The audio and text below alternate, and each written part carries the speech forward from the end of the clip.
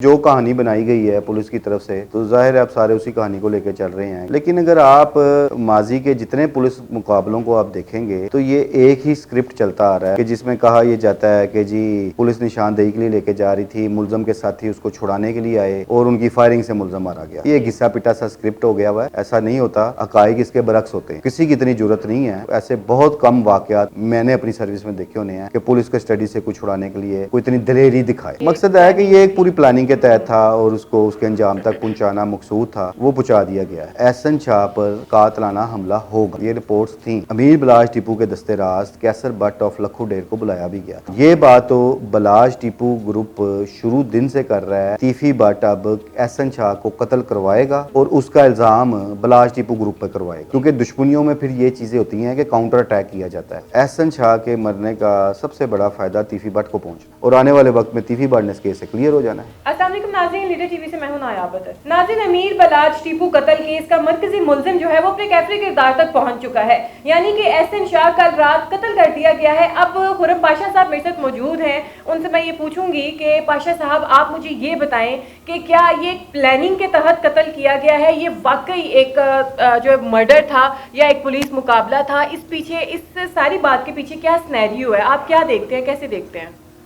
सबसे पहली बात है कि एहसन शाह मरकजी मुलजम नहीं था। एहसन शाह का तो किरदार एक सहूलतकार का था जी, जो वो सहूलतकारी करता था तीफी बट के लिए। इसके मरकजी किरदार तो तीफी बट है। जहाँ तक रही बात उसकी मरने की, तो अभी जो कहानी बनाई गई है पुलिस की तरफ से, तो जाहिर है आप सारे उसी कहानी को लेकर चल रहे हैं कि उसको पुलिस की कस्टडी में मारा गया। लेकिन अगर आप माजी के जितने पुलिस मुकाबलों को आप देखेंगे तो ये एक ही स्क्रिप्ट चलता आ रहा है कि जिसमें कहा यह जाता है कि जी पुलिस निशानदेही के लिए लेके जा रही थी, मुलजम के साथी उसको छुड़ाने के लिए आए और उनकी फायरिंग से मुलजम मारा गया। ये घिसा पिटा सा स्क्रिप्ट हो गया हुआ है। ऐसा नहीं होता, हकाइक इसके बरक्स होते हैं। लेकिन चूंकि आपने अब कानून को देखना है, अब उस मुकदमे को देखना है जो एहसन शाह की हलाकत का मुकदमा दर्ज हो जाएगा, तो फिर सब लोग उस चीज़ को देखते हैं। लेकिन हकाइक इसके बिल्कुल बरक्स होते हैं। किसी की इतनी ज़रूरत नहीं है। ऐसे बहुत कम वाक़यात मैंने अपनी सर्विस में देखे होने हैं कि पुलिस कस्टडी से कुछ छुड़ाने के लिए कोई इतनी दलेरी दिखाए। मतलब आपके कहने के मुताबिक मकसद है कि ये एक पूरी प्लानिंग के तहत था और उसको उसके अंजाम तक पहुंचाना मकसूद था, वो पहुंचा दिया गया है। गो कि ये अमल काफ़ी अर्सा पहले हो जाना था, लेकिन इसमें तख़ीर हो गई और एहसन शाह की ज़िंदगी हर लिहाज से ख़तरात में घिरी हुई थी इस वाक़या के बाद ही, क्योंकि उसको अमीर बलाज टीपू ग्रुप की भी नफ़रत का सामना था और ये चीज़ें गर्दिश भी कर रही थी कि जब ये आसार पैदा हो गए थे कि उसकी ज़मानत हो जानी है, तो जब उसने बाहर आना था तो ये पुलिस हकाम तक भी ये रिपोर्ट्स थी कि एहसन शाह पर कातलाना हमला होगा, ये रिपोर्ट्स थी। और उस हमले में दोनों ग्रुपों को देखा जा रहा था। अमीर बलाज टीपू ग्रुप को भी देखा जा रहा था, तीफी बट ग्रुप को भी देखा जा रहा था। अमीर बलाज टीपू ग्रुप को इसलिए देखा जा रहा था कि उनके अंदर एक नफ़रत का, बदले की आग का पहलू है कि उनका एक जवान घर की एक लाश चली गई थी। इस हवाले से एक माह पहले CIA पुलिस में अमीर बलाज टीपू के दस्ते राज कैसर बट ऑफ लखू डेर को बुलाया भी गया था और बुला के बाकायदा इस बात की वार्निंग भी दी गई थी कि ऐसा कोई कदम नहीं उठाना, जिस पर कैसर बट ने ये यकीन दहानी पुलिस को कराई थी कि ना हमारी ऐसी कोई प्लानिंग है, ना हम ऐसा कुछ सोच रहे हैं और ना हमारी तरफ से ये बात आएगी कि हमने उस पर कोई हमला करना है या हमने उस पर कोई हमला कराया है। हाँ, ये बात तो बलाज टीपू ग्रुप शुरू दिन से कर रहा है कि तीफी बट अब एहसन शाह को कत्ल करवाएगा और उसका इल्ज़ाम बलाज टीपू ग्रुप पर करवाएगा, क्योंकि दुश्मनियों में फिर ये चीज़ें होती हैं कि काउंटर अटैक किया जाता है। अब तीफी बट पर तो मुकदमा है, माजी में भी ऐसा हुआ था कि जब तीफी बट और अमीर बलाज टीपू ग्रुप यानी उसके वालिद टीपू मरहूम जब जिंदा थे, तो इनकी जब दुश्मनी पीक पे थी, तो उस दौर में भी टीपू ट्रका वाला को एक जफरी नत कत्ल हुआ था लक्ष्मी चौक में, 5 बंदे मारे गए थे, तो उसमें भी नामजद कराया गया था और वो ये इल्ज़ाम था कि वो तीफी बट ग्रुप के जो वफादार पुलिस अफसरान हैं उन्होंने टीपू को फंसाया है ताकि टीपू को इस बात पे आमादा किया जाए कि वो तीफी बट ग्रुप के साथ सुलह कर ले। अब टीपू मरहूम की ज़िंदगी में सुलह नहीं हुई, बलाज की ज़िंदगी में सुलह नहीं हुई, तो अब मुझे नहीं लगता कि बलाज के जो भाई हैं या उसकी जो फैमिली है, इतना बड़ा नुकसान करने के बाद अब वो तीफी भट्ट ग्रुप के साथ सुलह पे आमादा हूँ। सो जो घनाउना किरदार था एहसन शाह का, इसमें कोई शक नहीं। अब वो दुनिया से चला गया, खैर अब बातें अब कोई मुनासिब भी नहीं है कि एक शख्स जो दुनिया से चला जाए उसके बारे में क्या कहना। लेकिन अल्टीमेटली उसकी गद्दारी का अंजाम क्या हुआ है कि ना सिर्फ बलाज इस दुनिया से चला गया इसकी गद्दारी की वजह से, इसकी इंफॉर्मेशन पास करने की वजह से और तीफी भट्ट ग्रुप को भड़काने की वजह से, क्योंकि बलाज की जितनी जो निजी गुफ्तगू होती थी ये उधर भिजवाता था, रिकॉर्डिंग कर करके भिजवाता था। पुलिस के पास ये सारे प्रूफ मौजूद हैं जो अभी तक मार्केट में नहीं लाए गए। और उसके बाद वो उसका अंजाम खुद का क्या हुआ कि खुद भी वह मौत के मुंह में चला गया। तो वो एहसन शाह की जो मौत है उसका बलाज फैमिली के लिए एक इत्मीनान ज़रूर होगा कि उन्हें इंसाफ मिलता नज़र नहीं आ रहा था और वो मायूसियों के अंधेरों में गुम हो गए हुए थे कि इतने माह गुजर जाने के बावजूद मरकज़ी मुलज़म नहीं गिरफ्तार हो सका। कुछ ज़ाहिर है वो पुलिस की रेंज से बाहर है, वो पुलिस कैसे गिरफ्तार करे। वो पहले भी मैं ये बात करता हूँ कि वो जब भी आना तीफी भट्ट ने खुद ही आना है, पुलिस नहीं ला सकती। अच्छा बादशाह साहब, यहाँ पे मैं आपसे ये ज़रूर पूछना चाहूँगी कि एहसन शाह की वालदा का एक क्लिप बड़ा वायरल जा रहा है। उसका एक जुमला है, वो कहती है कि मैनू मेरे पुत्र ने कहा सी कि मैं नहीं बचना, मैनू इन्होंने मार देना है।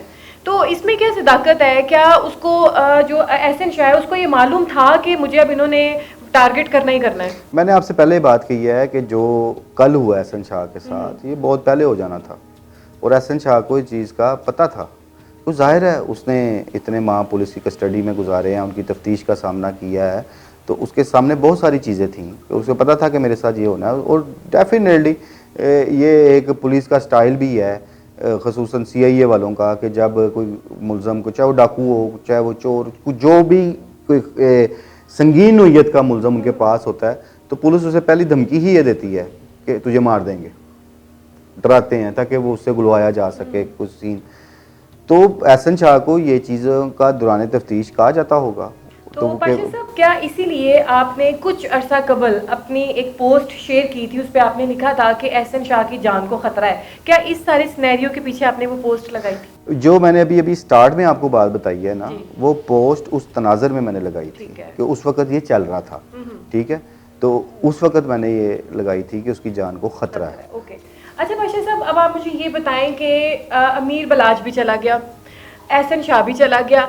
अब जैसे कि आपने बताया कि ये तो एक इंफॉर्मेशन देता था, ये मरकज़ी मुलज़म नहीं था।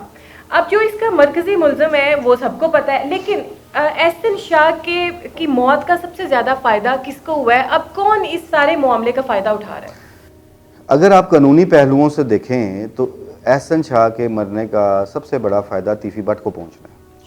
अगर आप ये देखें कि ये पूरा एक फिल्मी सीन ही चल रहा है कि जो जो किरदार हैं वो ख़त्म होते जा रहे हैं, तो जब इस कत्ल में शामिल सारे किरदार ही फारग होते जा रहे हैं तो अल्टीमेटली जो मरकज़ी मुलज़म है उसको इसका फ़ायदा पहुंचेगा। जिसने मारा वो मौके पे मर गया था, जो सहूलतकार थे, एक सुहेल मलिक का किरदार इतना ही था कि उसने एहसन शाह को तीफी भट्ट से मिलवाया था, उसकी ज़मानत हो गई है।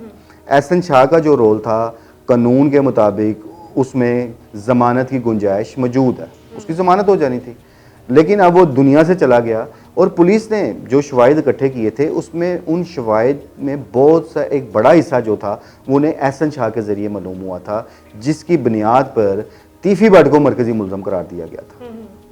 और भी करैक्टर थे इसमें, लेकिन एहसन शाह का एक बड़ा मेन रोल रहा कि चूँकि तीफी भट्ट तक सारी इन्फॉर्मेशन जो बलाज के रिगार्डिंग होती थी वो एहसन शाह पहुँचाता था।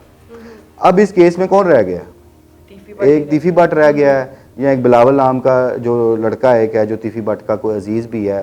गोगी भट्ट का इस केस में नाम था। गोगी भट्ट को पुलिस पहले क्लियर करार दे चुकी हुई है क्योंकि किसी भी गिरफ्तार मुलज़म ने गोगी भट्ट का नाम ही नहीं लिया था और गोगी भट्ट के हवाले से या उसके किरदार के हवाले से कोई ऐसे शवाहिद नहीं थे पुलिस के पास। तो लिहाजा अब सिर्फ सारा केस का रुख एक बंदे की तरफ है, वो है तीफी भट्ट। और इन चीज़ों का जो फ़ायदा जो अब ये मुलज़म ही सफ़ास्ती से मिट गए हैं, अल्टीमेटली तीफी भट्ट कौन है और आने वाले वक्त में तीफी भट्ट ने इस केस से क्लियर हो जाना है। तो सर फिर आप क्या समझते हैं, आखिर में मैं आपसे ये ज़रूर पूछना चाहूँगी कि फिर अमीर बलाज टीपू कत्ल केस क्लोज? नहीं, क्लोज तो नहीं आप कह सकते। अभी आपने कहना है कि इसका एंड क्या है। अभी तो जाहिर है मुलज़म, मेन मुलज़म ही अभी तक नहीं पकड़ा गया। पकड़ा जाए या शामिल तफ्तीश खुद आके जमानत करा के शामिल तफ्तीश हो वो जाए। तो बाहर है सर, तो उसने कहाँ वो आना है? वही मैं कह रहा हूँ ना, पकड़ा जाए, पकड़ा जाना नहीं, अपनी मर्जी से आना है। वो जब भी आए आगे उन्हें शामिल तफ्तीश होना है। और अब तीफी बट को ज़्यादा इस केस पे पुलिस के लिए घसीटना एक मुश्किल काम होना है। जी तो नाजरीन, आपने पाशा साहब की गुफ्तगू सुनी। एहसन शाह भी चला गया, जिस तरह उसने गद्दारी की अपने यार के साथ, अमीर बलाज तो चला ही गया। और देखें कि किस तरीके से ये अपने इंजाम को पहुंचा है, कैसी इसको दर्दनाक होलनाक मौत आई है कि इसी के भाई के ऊपर इल्ज़ाम लग गए कि इसी के भाई ने अपने भाई को मारा है। और वो भी जो यूँ कहें कि आप स्क्रीन से आउट हैं, उनको भी अपनी अपनी पड़ी हुई है। किस तरीके का ये खेल रचाया गया है। अब मज़ीद देखते हैं कि तीफी बट किस तरह मंजर आम पर आते हैं या मंजर आम पर नहीं आते। अमीर बलाज का जो कत्ल केस है वो यहीं पे क्लोज हो जाता है। आगे क्या अमेंडमेंट्स होती हैं, क्या चीज़ें चलती हैं, ये हमें वक्त ही बताएगा। हमें दीजिए इजाज़त, अल्लाह हाफ़िज़।